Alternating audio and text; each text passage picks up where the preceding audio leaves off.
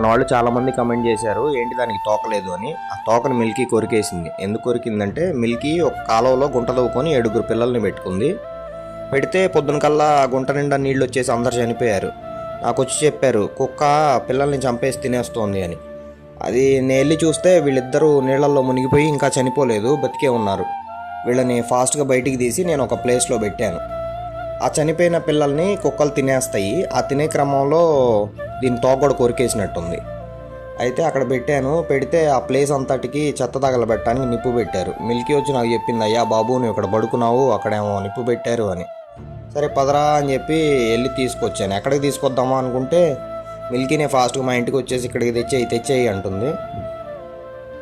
సరే అని చెప్పి సరే డిసైడ్ చేద్దాంలే, ఫస్ట్ అయితే తీసుకెళ్దాం అని చెప్పి ఇక్కడికి తీసుకొచ్చి ఇక్కడ పెట్టాను.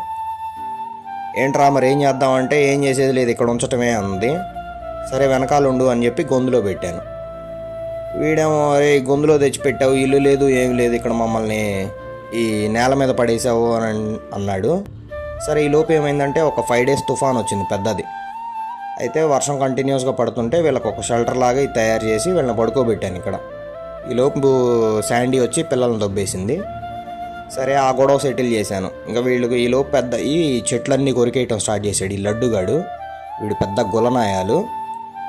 సరే అది కూడా సెటిల్ చేసి వీళ్ళకి డోర్ మ్యాట్స్ ఇచ్చి పడుకుంటారా మంచిగా హ్యాపీగా అని అన్న. ఆ డోర్ మ్యాట్స్ అన్నీ పాడు చేశారు. సరే అని కొత్త డోర్ మ్యాట్స్ తెచ్చిస్తే ఈ బాగా నచ్చాయి వీళ్ళకి. అంత హ్యాపీగా ఉంది అనుకునే టైంలో ఈ లడ్డుగాడికి పార్వో వైరస్ అని ఒక వైరస్ తగులుకుంది.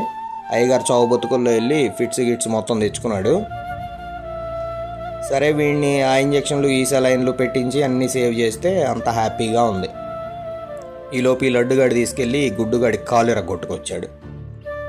ఈ కాల్ని సెట్ చేయడానికి మళ్ళీ వీడిని నా పక్కనే 3 days ఇంట్లో పడుకోబెట్టి 104 ఫీవర్ వచ్చింది అయ్యగారికి. దుప్పటి కప్పి అంతా ఇక్కడే పడుకోబెట్టి అంతా సెట్ చేశాను. ఇంకా తర్వాత అంతా మీకు తెలిసిందే.